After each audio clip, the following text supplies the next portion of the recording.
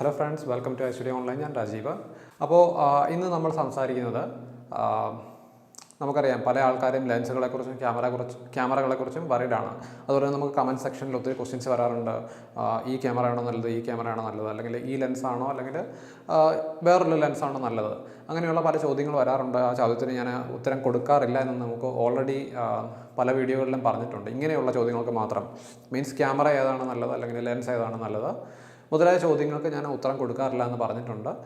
Main reason ഞാൻ എല്ലാ ക്യാമറയും അല്ലെങ്കിൽ ലെൻസും യൂസ് ചെയ്തിട്ടുള്ള ഒരാളല്ല. ഞാൻ യൂസ് ചെയ്തിട്ടുള്ള കാര്യങ്ങളാണെങ്കിൽ തീർച്ചയായിട്ടും മറുപടി കൊടുക്കുന്നതായിരിക്കും. ഇന്നത്തെ നമ്മുടെ ടോപ്പിക്ക് റിലേറ്റഡ് ആയിട്ടുള്ളൊരു ടോപ്പിക്കാണ്. പക്ഷേ ഈ ടോപ്പിക്കിൽ നമ്മൾ നോക്കുന്നത് ഒരു പർട്ടിക്കുലർ മോഡലിനെ കുറിച്ചല്ല. അതുപോലെ തന്നെ ഇന്നത്തെ വീഡിയോ മിനിമം ഒരു എൻട്രി ലെവൽ DSLR ക്യാമറ എങ്കിലും കയ്യിലുള്ള ആൾക്കാർക്ക് വേണ്ടിയുള്ളൊരു വീഡിയോ ആണെന്ന് വേണമെങ്കിൽ പറയാം.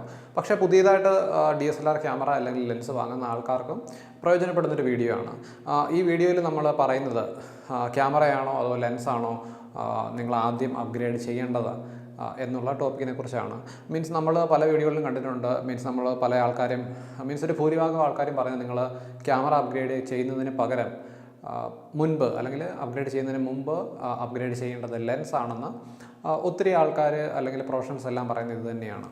അതൊരു ബിഗിനറിനുള്ള അഡ്വൈസാണ്. മീൻസ് നിങ്ങളൊരു കിറ്റ് ലെൻസ് യൂസ് ചെയ്യുന്നതിനെക്കാട്ടും ഒരു പ്രയോജനം കുറച്ചും കൂടെ വില കൂടിയ നല്ലൊരു ലെൻസ് വാങ്ങി യൂസ് ചെയ്താൽ നിങ്ങൾക്ക് കിട്ടുന്നതായിരിക്കും. അതുപോലെ തന്നെ ക്യാമറ ബോഡി വില കൂടിയ വാങ്ങുന്നതിനനുസരിച്ച് തീർച്ചയായും അതിലുള്ള വ്യത്യാസമുണ്ട്. നമ്മളിപ്പോൾ ഒരു മാരുതി കാർ വാങ്ങിച്ചിട്ട് അതിൽ പിന്നെ നമ്മളൊരു മെഴ്സിഡസ് ബെൻസ് വാങ്ങിയാൽ നമുക്ക് എത്ര മുടക്കുന്നു അതിനനുസരിച്ചുള്ള റിസൾട്ട്, അതിപ്പോൾ എന്ത് പ്രോഡക്റ്റ് ആണെങ്കിലും അതുപോലെ തന്നെ ഫോട്ടോഗ്രാഫിയിലും നമ്മൾ മുടക്കുന്നതനുസരിച്ചുള്ള റിസൾട്ടാണ് നമുക്ക് കിട്ടുന്നത്.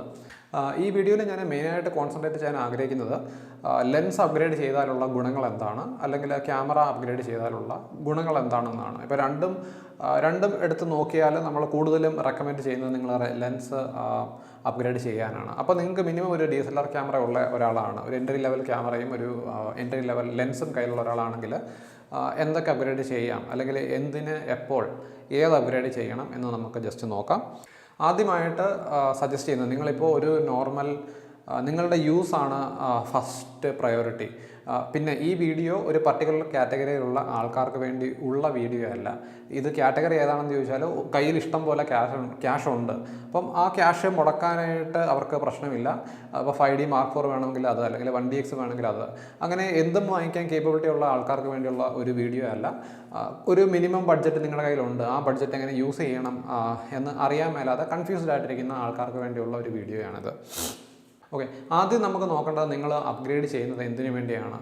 ഈ കാര്യം ഞാൻ മുൻപുള്ള ഇതുപോലുള്ള വീഡിയോകളിൽ പറഞ്ഞിട്ടുള്ളതാണ്. നമ്മളിപ്പോൾ അപ്ഗ്രേഡ് ചെയ്യുന്നെങ്കിൽ നിങ്ങളിപ്പം ഇൻസ്റ്റാഗ്രാമിൽ മാത്രമേ ഫോട്ടോ ഇടുന്നുള്ളൂ, അല്ലെങ്കിൽ ഫേസ്ബുക്കിൽ മാത്രമേ ഫോട്ടോ ഇടുന്നുള്ളൂ, അങ്ങനെയുള്ള കാര്യങ്ങൾക്ക് വേണ്ടിയാണെങ്കിൽ എനിക്ക് തോന്നുന്നു ലെൻസ് അല്ലെങ്കിൽ ക്യാമറ ബോഡി അപ്ഗ്രേഡ് ചെയ്യേണ്ട കാര്യമില്ല. നമ്മൾ ഈ ഫോട്ടോസ് എല്ലാം അപ്ലോഡ് ചെയ്യുന്നത് ഒരു മൊബൈൽ ഡിവൈസിൽ കാണാൻ വേണ്ടിയാണ്, അല്ലെങ്കിൽ മാക്സിമം നമ്മളൊരു ഡെസ്ക്ടോപ്പ് കമ്പ്യൂട്ടറിൽ കാണുന്നുണ്ട്. അതും ഒരു ഫുൾ ഡെസ്ക്ടോപ്പ് വ്യൂവിലല്ല നമ്മളത് കാണുന്നത്. ജസ്റ്റ് ഒരു ഫേസ്ബുക്ക് പോസ്റ്റ് ആണെങ്കിൽ തന്നെ ചെറിയൊരു സ്ക്വയറിനുള്ളിലാണ് നമ്മളത് കാണുന്നത് ഒരു ഫോട്ടോ. മൊബൈലിലാണെങ്കിലും നമുക്ക് ഈ ഒരു വലിപ്പത്തിനുള്ളിലാണ് നമ്മൾ എല്ലാ ഫോട്ടോസും കാണുന്നത്. അങ്ങനെ ഒരു സിറ്റുവേഷനിൽ നമുക്ക് ലെൻസ് അല്ലെങ്കിൽ ക്യാമറ ബോഡി അപ്ഗ്രേഡ് ചെയ്യേണ്ട ആവശ്യമില്ല. അതുപോലെ തന്നെ നിങ്ങൾ കുറച്ചും കൂടെ ഒരു ബൊക്കെയൊക്കെ ആഗ്രഹിക്കുന്ന ആൾക്കാരാണ്.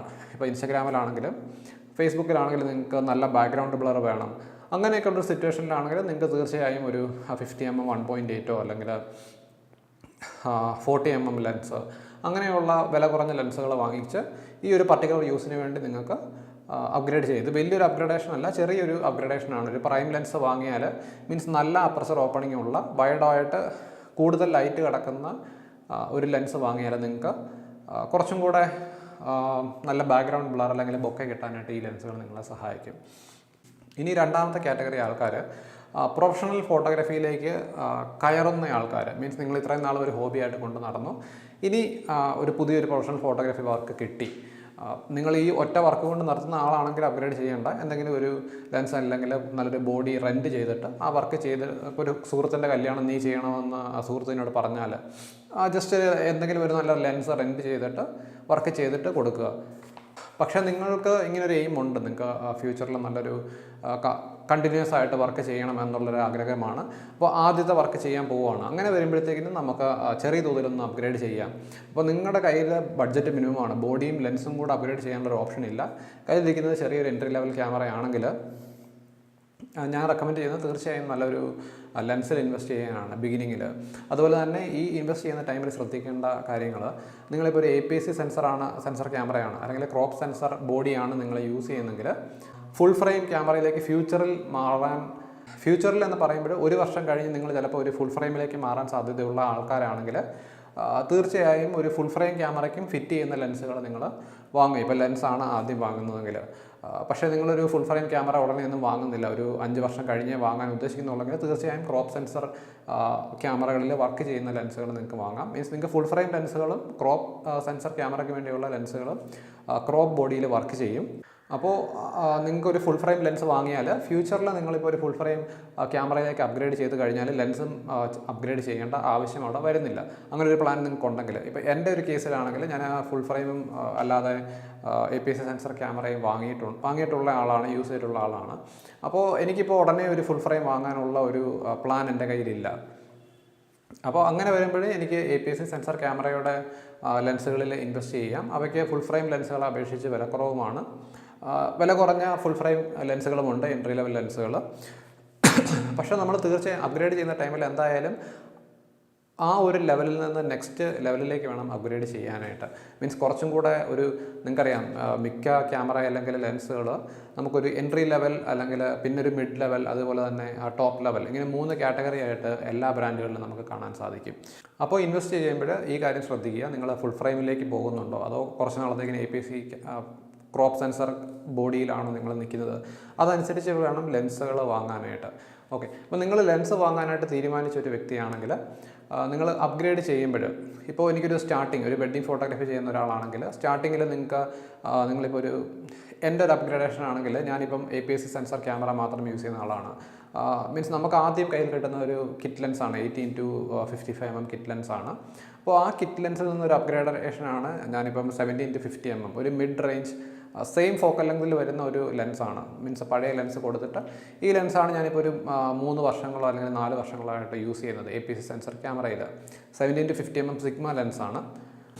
മൂന്നാമത്തെ എൻ്റെ ഒരു അപ്ഗ്രേഡേഷൻ എന്ന് വെച്ചാൽ ഈ ഒരു APS-C ബോഡി തന്നെയാണ് യൂസ് ചെയ്യുന്നതെങ്കിൽ തീർച്ചയായും ഒരു സിഗ്മ 18-35 mm 1.8 ലെൻസ് വളരെ നല്ല ലെൻസാണ്. APS-C ക്യാമറകൾക്ക് സ്യൂട്ടബിൾ ആയിട്ടുള്ള APS-C ക്യാമറകളിൽ ക്യാമറ ബോഡിയിൽ ഫിറ്റ് ചെയ്യാൻ പറ്റുന്ന ഏറ്റവും ഷാർപ്പായിട്ടുള്ള ലെൻസ് എന്നാണ് ഇതിനെ പറയുന്നത്.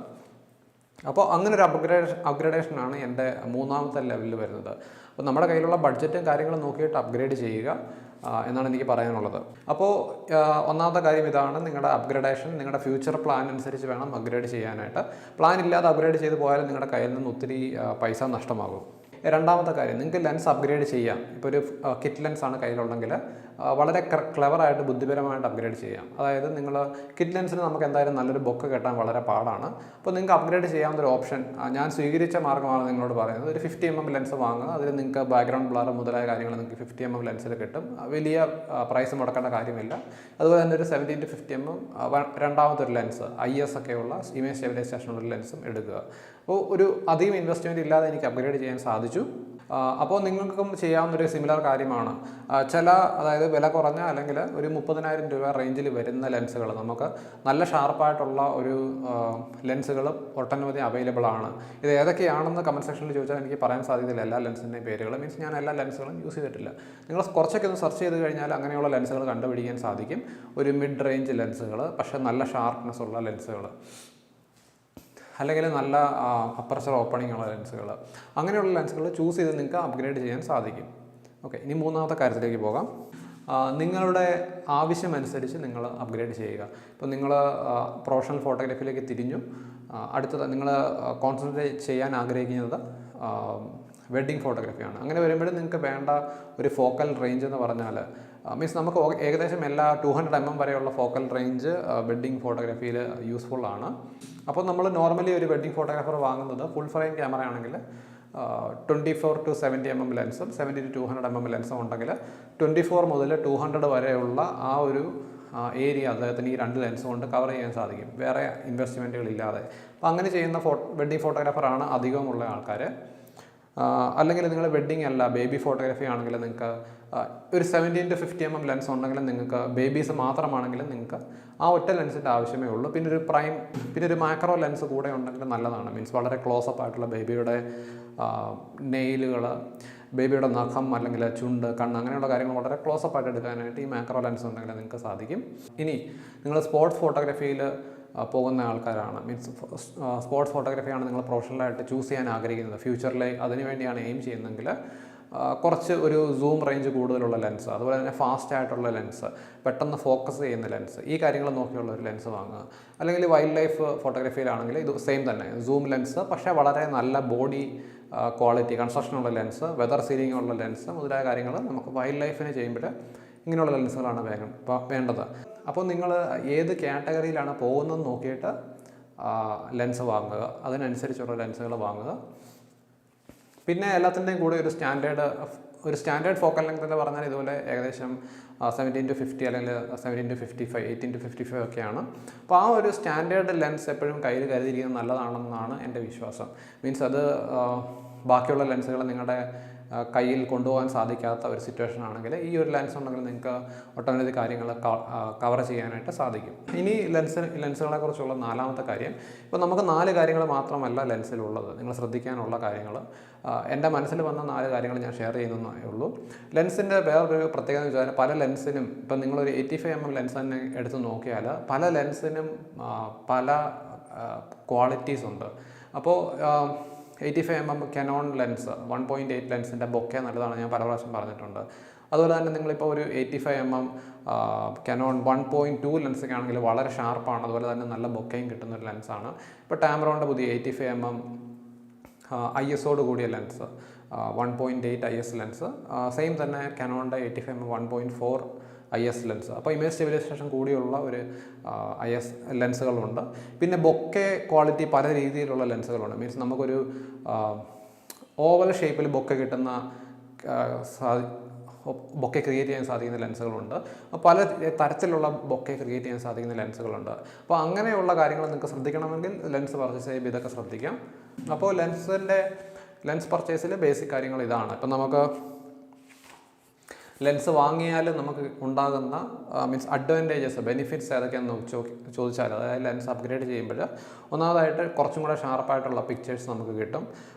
അതുപോലെ തന്നെ വില കൂടിയ ലെൻസുകൾ വാങ്ങുമ്പോൾ അതിനനുസരിച്ച് ക്രോമാറ്റിക് അബ്രേഷൻ അല്ലെങ്കിൽ വിഗ്നെറ്റിംഗ് അല്ലെങ്കിൽ ലെൻസ് ഫ്ലെയർ മുതലായ കാര്യങ്ങളൊക്കെ കുറച്ചും കൂടെ കൺട്രോൾഡ് ആയിരിക്കും. മീൻസ് ഒരു എൻട്രി ലെവൽ ലെൻസിനെക്കാട്ടും കുറച്ചും കൂടെ കൺട്രോൾഡ് ആയിരിക്കും. വില കൂടുന്നതിനനുസരിച്ച് ഈ കാര്യങ്ങൾ വളരെ വളരെ കൺട്രോൾഡ് ആയിട്ട് വരും. ഈ കാര്യങ്ങളൊക്കെയാണ് ലെൻസ് വില കൂടാനുള്ള കാരണവും ഇതൊക്കെ തന്നെയാണ്. പിന്നെ അടുത്ത ഒരു ബെനിഫിറ്റ് എന്ന് പറഞ്ഞാൽ ബിൽഡ് ക്വാളിറ്റിയാണ്. വില കൂടിയ ഒരു ലെൻസ് എന്ന് പറയുമ്പോൾ അതുപോലുള്ള ബോഡി കൺസ്ട്രക്ഷൻ ആയിരിക്കും. കൂടുതൽ പ്ലാസ്റ്റിക്കിനെക്കാട്ടും കൂടുതലും മെറ്റൽ എലമെൻറ്റ്സ് ആയിരിക്കും ലെൻസിൽ യൂസ് ചെയ്യുന്നത്. അപ്പോൾ കൂടുതൽ നാൾ ലാസ്റ്റ് ചെയ്യും. അങ്ങനെയുള്ള കാര്യങ്ങളൊക്കെ ഉണ്ട്. പിന്നെ ബെറ്റർ ബൊക്കെ, മുമ്പ് പറഞ്ഞ പോലെ ലെൻസിൻ്റെ ക്വാളിറ്റി കൂടുന്നതനുസരിച്ച്, മീൻസ് കാറിൻ്റെ കമ്പാരിസൺ തന്നെ നോക്കാം. നിങ്ങളൊരു മാരുതി ആൾട്ടോയിലെ ഫെസിലിറ്റിയെക്കാട്ടും കൂടുതലാണ് നിങ്ങൾക്ക് ഒരു വില കൂടിയ കാർ വാങ്ങിക്കുമ്പോൾ നിങ്ങൾക്ക് കിട്ടുന്നത്.